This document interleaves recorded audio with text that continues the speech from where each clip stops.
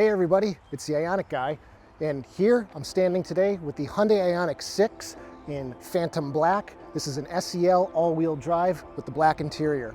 And this is my first time seeing the Ioniq 6 in person, so I'm going to give you guys a first impressions video today because in the coming month or so I should be getting a test vehicle directly from Hyundai so I can spend more time, I can answer all your guys' questions, and we can really get in depth with the car at that point in time. So today's just gonna really be a first impressions video, but I'm gonna walk through the car with you guys, give you guys my thoughts, take it for a quick little drive, and we'll see what I think of the car. So today I'm here at Key Hyundai of Manchester, Connecticut. Big thanks to them for letting me spend some time with the car today. If you guys are in central Connecticut and are looking to purchase a Hyundai Ioniq 5, Ioniq 6, or any other Hyundai, stop by Key Hyundai. They're a great dealership to work with. They've been very welcoming to me. Their service department is second to none in the area. They help me all the time with getting the TSBs installed on my Hyundai Ioniq 5. So definitely pay them a visit if you need some work done on your car. So without any further ado, let's just jump right into it. You can see here's the window sticker for the car, Ioniq 6 SEL, long range all-wheel drive. This one's stickers for 52,820. Assembled in Asan, Korea. And this one is rated for 270 miles of mixed driving range. Now this car does come with 2 years of unlimited 30-minute Electrify America charging sessions.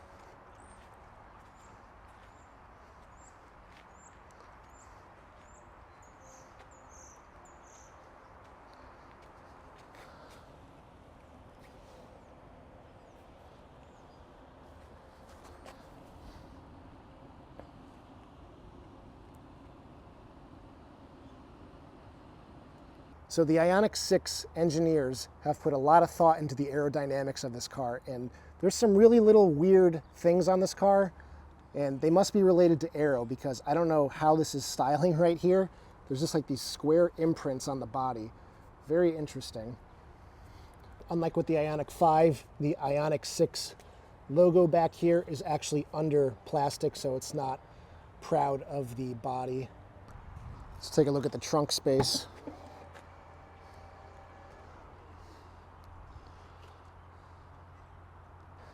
So yeah, if cargo space is what you're after, this is not going to be the car for you. This opening is very small. Now, the rear seats do fold down, or they're supposed to.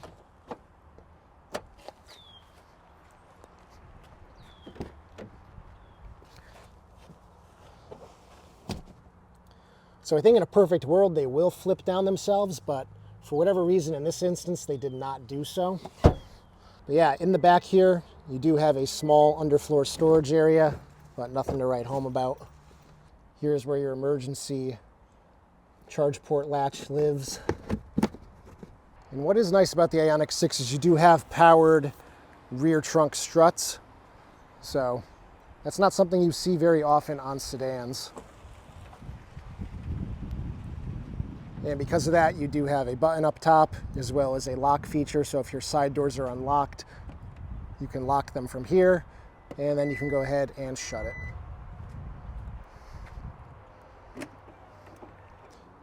Here's your charge port door. And something I've seen some other YouTubers comment on is just how far recessed the CCS port is in this car. And I could see that potentially being an issue for very large handled DC fast chargers, but we'll just have to wait and see how that pans out. But yeah, it's really deep in there. That's at least 3, maybe 4 inches. This cover is definitely easier to remove than on the Ioniq 5. In the Ioniq 5, you kind of have to get your fingernail behind it and peel it off. But here you got a nice big pull tab. Very easy to remove. Then you also have an indicator here showing your state of charge. These are the 20-inch wheels that come standard on the SEL and the limited trim. You can see these are 245/40 R20s. They got black inserts, and I think they look pretty nice. Nice and angular. Down here in the front, you can see some active aero. These vents open up when the car requires some cooling. And down below here, this actually allows air through to create a curtain around the tire, which helps with aerodynamics. You can see that this SEL does have front parking sensors. And this does have Hyundai's nice new satin badge, which is really nice and flat, stays close to the car. It's not that chrome anymore. And I think it looks really nice. Let's go ahead and pop the frunk. So first thing you're going to notice, there is no lid for the front storage area. That's really nice. It's very annoying to have to open up that secondary interior lid just to get to the stuff in here. So I do like that that opens immediately. You can see the mating surface right here. Now you're going to notice there's only one coolant reservoir here for the Ioniq 6. They've done away with the serviceable low conductivity coolant that's found in the Ioniq 5. I'm going to try and get some answers on why they've moved away from the user serviceable coolant, but now it's one less thing that you have to worry about as an EV owner with a Hyundai car. You can see under the hood here they've continued the pixel theme where the wipers live. And just like the Ioniq 5, the front does have struts under the hood to make it easier to get to. You've got some lighting in the side view mirrors. Got some contrasting silver trim along the rocker panel of the car, kind of swoops up in the back here, and then continues along the back end of the car into the diffuser. And I know there's a lot of thoughts about how the rear end of the Ioniq 6 looks. It's definitely not going to be for everybody, but I personally like it. I think it looks cool.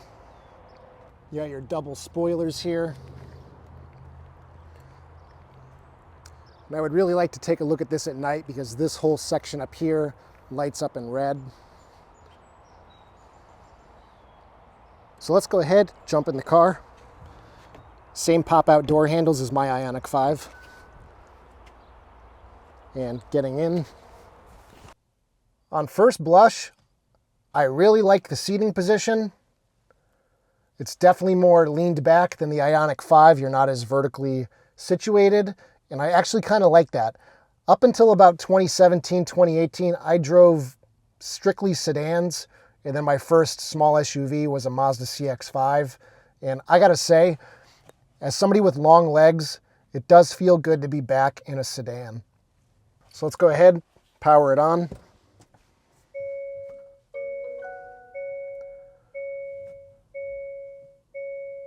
So if you guys have been longtime viewers of my channel or you own an Ioniq 5, this is all going to look very familiar. Dual 12.3-inch screens. I wish it were a little darker out so you guys could see the ambient lighting across the dashboard a little bit better. It does look really nice, and there are some interesting materials in here. You can see this kind of like ribbed, almost translucent plastic on the dash. Looks really cool.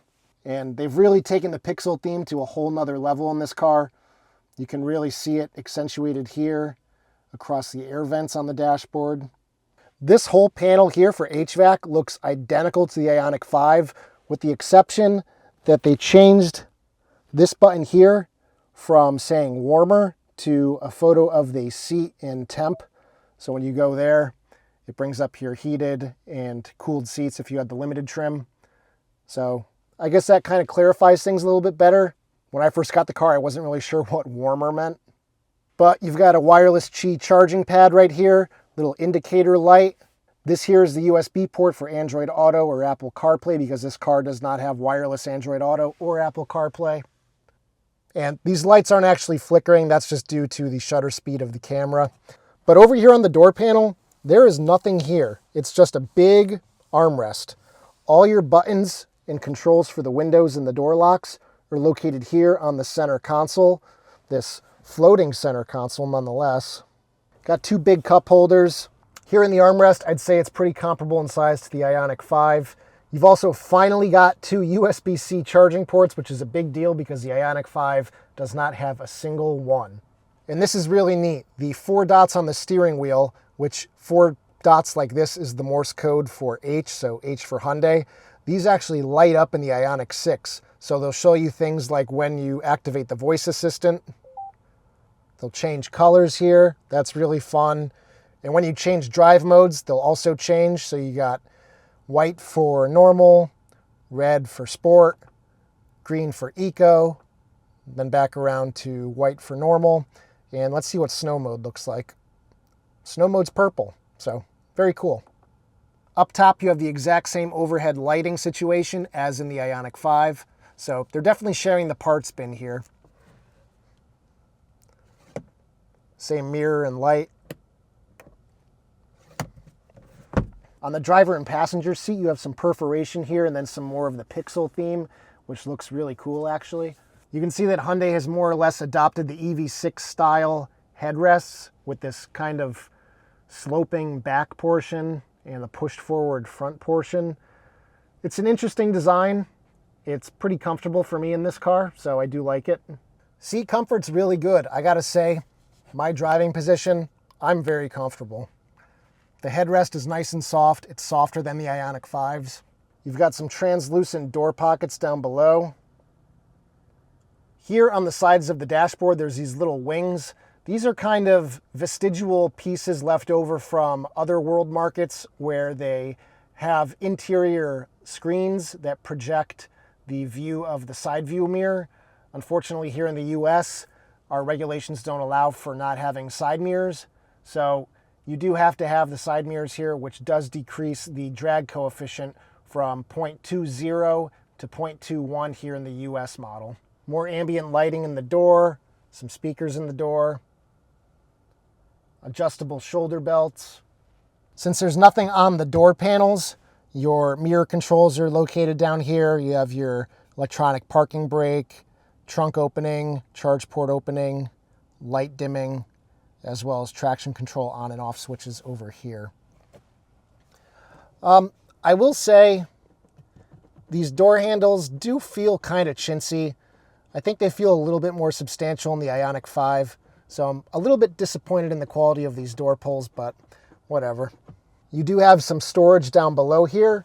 This is definitely a little bit easier to get to than the Kia EV6 that I recently spent some time with, but it still is a little difficult to get in there. So unlike the Ioniq 5, which has a really nice big open area right here, this you have to kind of reach down to get to, which can be kind of difficult. Now compared to the Ioniq 5, the steering wheel is a little bit different besides just the lit up 4 dots. Here on the left-hand side is where you'll find your cruise control and menu buttons. And now instead of having a toggle button right here, it's actually a knurled little rolling wheel, which is actually really nice. The texture is really good, good grip on it. And then on the left side is where you'll find your media controls, your voice assistant, and your favorites button. And for the volume, you have that same knurled wheel. We've got the exact same shift stock as in the Ioniq 5. So if you're coming from an Ioniq 5 and you want a sedan, or maybe your spouse wants a sedan, but they don't want to drive a small SUV, and they're used to your Ioniq 5, this is going to feel really familiar. And I really do appreciate the familiarity between both cars. I think Hyundai made the right decision going to the black bezel here. I know a lot of people who own the Ioniq 5 buy that black applique that turns it black like this. The armrest is really nice and padded. It's actually more padded, it feels like, than the Ioniq 5. So I could really see myself getting used to living with this car. You can see here at 90% state of charge, it's projecting 283 miles of range, which is pretty good. It is 66 degrees out. And it also doesn't have any information. The car only has 45 miles on the odometer, so it doesn't really know what to project for the range, so it's going to guess on the higher end most likely. Something to know here is the Ioniq 6 is fully OTA over-the-air updatable for the entire drivetrain. Everything can be done wirelessly. That means no more trips to the dealership to get drivetrain TSBs installed. Everything can be done over the air, so that is great. The Ioniq 5 desperately needs that feature. Hopefully we see that in the 2024 model year. But right now, this is running Hyundai's old operating system. The new Kona Electric this year is going to be running Hyundai's brand new operating system for the car. So it'll be really interesting to see what that looks like when that comes later this summer. So stepping out of the front seat, not too difficult. You definitely notice the raised ride height versus most other sedans. This definitely feels more like a crossover when you step into it. Now here in the SEL, you do have an 8-way power seat. So let's go ahead and hop in the back seat.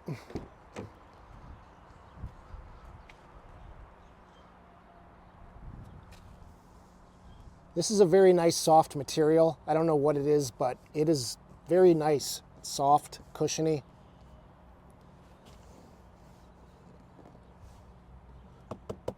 This material is not padded at all. Maybe it is in the limited trim, but here in the SEL, it is not. Same door handles as up front. You got a little cubby here to stick your phone or something, and a very tiny water bottle storage area down here. You are not going to be able to fit a very big water bottle in there. Maybe a Dasani bottle, but that's about it. You do also have some rear speakers in the doors, as well as that same translucent lower plastic. So let's go ahead and hop in. I didn't bump my head, so that was a good sign. Closing the door. The first thing I notice is the lack of foot space under the driver's seat, set for me at 6'2".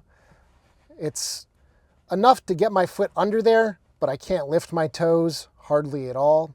So if you got big feet and big shoes, don't plan on sticking them under the seats in this car. But what's nice, you got a couple air vents, a couple USB-C charging ports, as well as a really small little storage nook down there. Just like in the Ioniq 5, you've got these kind of cargo net type pockets behind the seats. You've got some small little headrests here, but they are adjustable up and down. A couple of cup holders here in the armrest. And you do have a completely flat floor, so if you're sitting in the middle, you can shuffle over. Let's try the middle position. You know, it's not too bad. It definitely feels like you're sitting on a box. But as you can see, my head is brushing the ceiling. So I could do this for a short drive, but I wouldn't want to be stuck in this middle seat for very long. Here in the SEL, you don't have any rear heated seats or anything. It's pretty bare bones back here. You've got an overhead dome light. Yeah, overall, it's a pretty comfortable back seat. This is definitely a bare bones rear seat, so don't get too excited if you're a passenger in the back. And getting out of this car, the step-in height is definitely a lot higher than other sedans. And that's going to be due to the fact that you got a big, thick battery, so the battery's got to live somewhere, so it's going to push the floor upwards just a little bit. All right, I've got a dealer plate. Let's hit the road.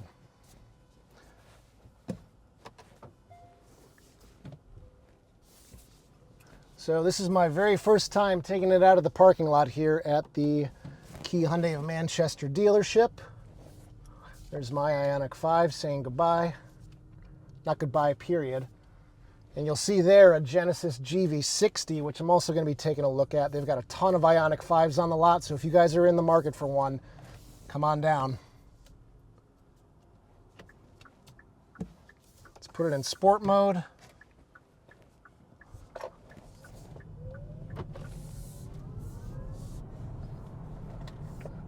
Okay, very quiet, I will say that. Certainly feels a little tighter than the Ioniq 5. I do wish that the steering wheel did telescope out just a smidge bit more. I feel a little stretched here because I have to have the seat pretty far back. But other than that, feels good. Headroom's decent. It does sound like this cabin is just a little bit quieter than the Ioniq 5. Maybe it's the new wheels. I don't really know. Steering wheel feels just about identical to the Ioniq 5. It has the same bolsters at 10 and 2, same kind of flat bottom design. The iPedal mode does definitely feel less responsive. It doesn't slow down as significantly as in the Ioniq 5. So it does coast for that just a little bit longer in the bottom of like 2-3 miles per hour. It seems like it just wants to creep a little bit too long, a little bit longer than I would like. But it definitely feels more planted in the corners. It definitely feels a lot less kind of sloshy, but this feels much more sure of itself going around corners. The visibility is actually really good. I'm pretty happy with the visibility in here. Like I said earlier, these A-pillars aren't that chunky and they're not directly in my line of sight, so I actually don't mind them that much. I think this car is just as good, if not better, than the Ioniq 5 in terms of visibility. This is just a little bit slower than the Ioniq 5, and you can kind of feel that bit of difference, but it's hardly noticeable. But all the controls feel really familiar. This could be a really easy car to transition to from an Ioniq 5 if, say, you want to switch to a sedan now. Yeah, I really don't like this little bit of difference in I-pedal at very low speeds where it just feels like it wants to keep creeping. It's getting beautiful out now that it's spring. Everything's coming to life again. This dashboard is very reflective though. I'm seeing this big speaker grill, or whatever that grill is for, really reflecting on the dashboard. And I could see that getting a little annoying after a while. This SEL is equipped with Highway Drive Assist 2, so it does have all the same safety features as my Ioniq 5, and it does have the automated lane changing on the highway. I don't ever use it in my Ioniq 5, but it's there if you want it. It does look like on the dashboard for the driver display, they have kind of rearranged a few things in here I'm noticing. Auto hold used to be on the left side, now it's down on the bottom right. When you do come to a complete stop and holding is engaged, it does say stop where it would say I-pedal. But just on this short 5-mile drive so far, we're getting 3.6 miles per kilowatt hour. It's 70 degrees out right now, so it's perfect temperatures. Let's put it in eco mode and see how that feels. The eco mode is very responsive. This is a far cry from the botched eco mode that we had after the battery conditioning update in the Ioniq 5. So I like the feeling of eco mode here. Let's kind of see if that affects our range right now. I am in I-pedal, so I'll switch to level 1, and that should disconnect the front axle. The Ioniq 5 has a great ride. I think this actually takes it up just a little bit. Just being a little bit stiffer, I just think it really makes it feel a lot more controlled, a lot more sure of itself.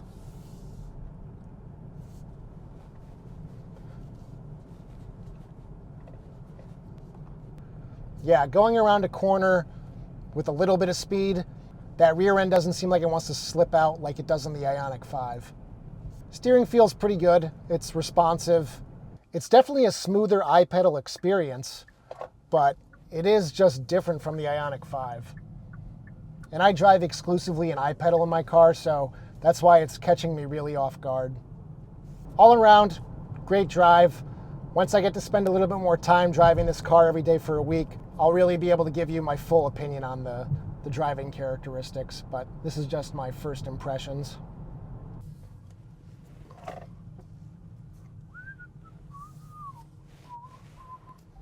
So, those are my first impressions of the Hyundai Ioniq 6.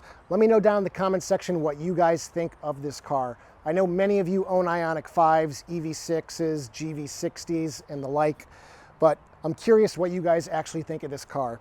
It's definitely a polarizing design. I like it more from certain angles, but all in all, I think it's a pretty good, well-rounded package for a sedan. Obviously, sedan sales are on the decline here in the US. People want small SUVs, big SUVs like the Ioniq 5, the upcoming EV9. So we'll see how this actually does in terms of sales. Up until now, they've only sold a few hundred of these cars while it's been on sale. So it's definitely not as big of a seller as the Ioniq 5. But we also don't really know how many of them are being produced right now, because the Ioniq 5 is a big seller. They might not want to be eating into the Ioniq 5 sales and production capacity by making a ton of these, but this car is definitely going to be popular in other markets around the world. I'm still trying to decide what I'm going to do next, if I'm going to keep my Ioniq 5, also get an Ioniq 6, sell my Ioniq 5, get a higher spec Ioniq 6. The Ioniq 6 I really want is the SE rear-wheel drive for that big range figure, but they're just not for sale yet in the Northeast here, and I can't really seem to find them anywhere else in the area, so might be a while if I'm waiting for that specific trim. But in the meantime, I'll at least get that press vehicle from Hyundai in the near future. So anyway, guys, if you liked today's video, be sure to give it a thumbs up, and I'll see you guys in the next one. Take care, everybody.